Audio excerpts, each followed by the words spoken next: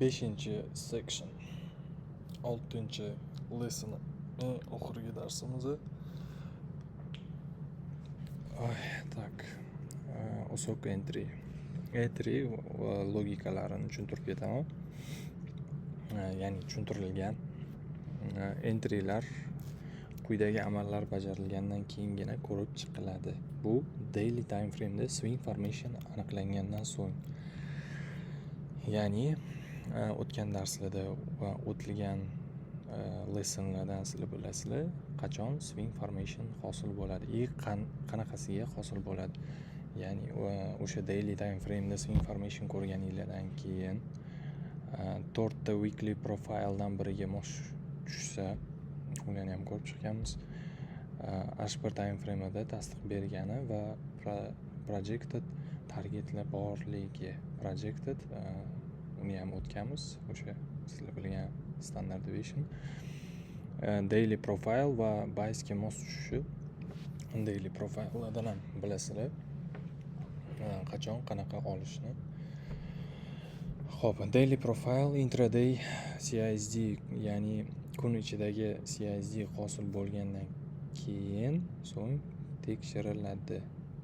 Ya'ni kun ichida CISD hosil bo'lsa, H1 M30 kattaroq time frame'larda o'shandan keyin daily profile'ga qarasanglar bo'ladi. Ya'ni daily profile'da qaysi daily profile'ga mos tushayotganini ko'rsanglar bo'ladi. Ushbu tasdiqlarga asoslanib entry uchun M15, M5 va M5 dan past time frame'larda opposing candle va swing formatsiyalari ishlatiladi. Swing formatsiyalarini bilasizlar, opposing candle'larni ham bilasizlar. Xo'p, CISD va opposing candle entry'lari. Tegishli opposing candle tasdiqlanishi bilan kirish. Ya'ni tegishli degani, mana opposing candle buzib o'tdi, ya'ni opposing candle sizlarga hosil qilib berdi, shu candle, mana sizlarda opposing candle va srazu candle ochilishi bilan entry qilib yuborish yoki mana keyin birinchi tasdiqlashdan keyin, ya'ni opposing candle tasdiqlashdan keyin shamning ochilishida, ya'ni srazu candle ochilishi bilan mana sizlarda CISD hosil bo'ldi va keyingi candle ochilishi bilan entry, stop loss bu yoqqa qo'yiladi yoki opposing candle bo'yicha limit bilan entry yoki opposing candle ga qaytib kelishini kutishinglar kerak bo'ladi. Ya'ni ikkita entry bor. Bu birinchisi o'sha buzib o'tdi, keyingi candle'da srazu entry, stop loss baribir ham shu yerga qo'yiladi yoki opposing candle ga limit qo'yasizlar. Misol uchun bu holatda buy limit kelib olib, stop loss baribir ham shu yerda bo'ladi. Nimaga srazu kirvorish varianti ham bor. Ko'p hollarda o'zingizlar ham bilasizlar, opposing candle ga bozor qaytib kelmaydi, impuls bilan ketib qolish ehtimoli ham ko'p. O'shaning uchun ham bemalol candle ochilishi bilan entry qilib ham stop lossinglar baribir ham shu yerda bo'ladi. Prosta riskinglarni to'g'rilab, misol uchun bu yoqga limit bilan kirayotganinglarda $500 stop qo'yayotgan bo'lsanglar, candle ochilishi bilan kirganinglarda ham xuddi shu joyiga kelsa $500 minus bo'ladigan qilib to'g'rilab kirishinglar kerak bo'ladi. Bu unchalik qiyin ham emas. Xo'p, candle 2 closure entry. Ikkinchi candle yopilishiga asoslanib, uchinchi candle ochilishida entry va stop lossni ikkinchi candle swing nuqtasiga qo'yish. Bu mavzuni sizlar bilan juda ham ko'p ko'rib chiqqanmiz bundan oldingi darslarda. Candle 2 closure, candle 3 da ochilishi bilan entry, stop loss, candle 2 ni lowiga qo'yasizlar. Bu holatda ham xuddi shunaqa, sell trendida ham xuddi shunaqa. Candle 2 ochildi, candle 3 ochildi, candle 2 closure, uzr ozgina charchaganman. Candle 2 closure, Candle 3 ochildi. Ochilishi bilan entry qildinglar va stop lossinglarni Candle 2 ni high'iga qo'ydinglar. Xo'p, dalish ketamiz. Candle 3 closure entry. Yangi tasdiqlangan 3-candle yopilishiga asoslanib, 4-candle ochilishida entry va stop lossni 2-candle shamning qopti candle swing nuqtasiga qo'yish.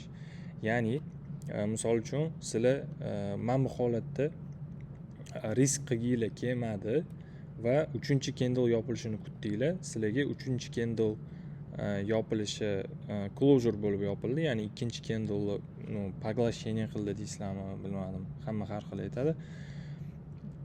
O'sha holatdan keyin 4-candleda biz nima kutamiz? Expansion kutamiz. Bu narsalarni juda ham ko'p o'rganganmiz sizlar bilan bundan oldingi darslarda. 4-candleda expansion kutganimiz uchun ham 4-candle ochilishi bilan entrydan keyin stop lossimizni 2, ya'ni swing low yoki swing high nuqtasiga qo'yiladi. Nimaga candle 3 ga emas? Chunki candle 3 ni ham olib qo'yishi mumkin, ya'ni low'ni sweep qilib keyin ham ketishi mumkin. Nasdaqlarda, YES'larda bu juda ham oddiy hol. O'shaning uchun ham ayni swing low yoki swing high ga qo'yiladi stop. Stop katta bo'lib ketadi-yu desanglar, risklarni to'g'irlasanglar, projectionni ishlatsanglar, bemalol 3 error, 4 error chiqadi. Yoki umuman kichkina time frame'da bu narsalarni ko'rib chiqsanglar, ya'ni misol uchun ochilishi bilan kirmasdan low tushib, bizada bilasizlar nima edi? Equilibrium bor. Equilibriumni 50% dan manta entry qidirib, entry bilan kirsanglar bo'ladi. Ya'ni 4-candleda expansion kutganinglar uchun. Lekin o'zi logika bo'yicha mana bunaqa entry qilganinglar yaxshiroq. Xo'p, minimum risk reward bu 2 error, bu ochiq pozitsiyadan foyda olishdan minimal talab. Kamida 2 errorga ishlashinglar kerak. Foyda projectionlarda, liquid nuqtalarda, opposing candlelarda va opposing swing formationlarda olinadi, ya'ni yopiladi. Katta time frame'dagi opposing candlelarga yetib borganda yopib borsanglar bo'ladi yoki projection, ya'ni -2, -2,5 nuqtalarida yoki -4, -4,5 nuqtalarida yopib borsanglar bo'ladi. Yoki katta time frame'dagi qarama-qarshi swing formatsiya bo'layotgan nuqtalarda yopib borsanglar bo'ladi. Minimum bu 2 error, ya'ni bu 2 error ishlashinglar kerak degani emas. Minimum sizlar har bitta entry qildinglarmi, minimum 2 error olib chiqib ketishinglar kerak bo'ladi. Xo'p. Trailing stop, ya'ni stoplarni surib borishi ham o'zining logikasi bor. Stop loss qarshi candlelar, ya'ni bitta ham to'g'rilab qo'ymanmi? Opposing candlelar yoki qaytmasligi kerak bo'lgan tasdiqlangan swing nuqtalariga suriladi. Qanaqasi? Xo'p, qayerdan bilamiz desanglar, birinchi o'rinda misol uchun mana opposing candlelar entry qildinglar, stop lossinglar bu yoqda turgan bo'ladi. Undan keyin bizada yangi high, retest, stopinglar bu yoqda qimirlamaydi umuman, joyida turadi. Retest CSD dan yana bizada yangi high bor. Yangi high hosil bo'lganidan keyin sizlar bu yoqda turgan stopinglarni bu yoqqa surib qo'ysanglar bo'ladi. Chunki bu sizlarga protected low bo'lib xizmat qilib berishi kerak, ya'ni bu yoqqa qaytib kelmasligi kerak bo'lgan nuqta. Undan keyin bozor mana qaytishdan keyin yana high qilgan, yana high qilgandan keyin sizlar stopinglarni уже bu yoqqa surib qo'ysanglar bo'ladi. Ya'ni bozor bu yoqgacha qaytib kelish ehtimoli bor edi CSD ga, no kelmagan. High qilgan и stopinglarni bemalol bu yoqdan olib bu yoqqa surib qo'ysanglar bo'ladi. Sizlarni protected low'inglar, yangi protected low'inglar bu yoqda bo'lgan bo'ladi. 5-sectionning oxirgi darsligi shu bo'ldi. Keyingi sectionni ko'rishamiz. Hamma narsani tushunayotgan bo'lsanglar xursandman, tushunmayotgan bo'lsanglar serverda yozinglar. Man va mendan boshqa odamlar ham bor, hamma yordam beradi.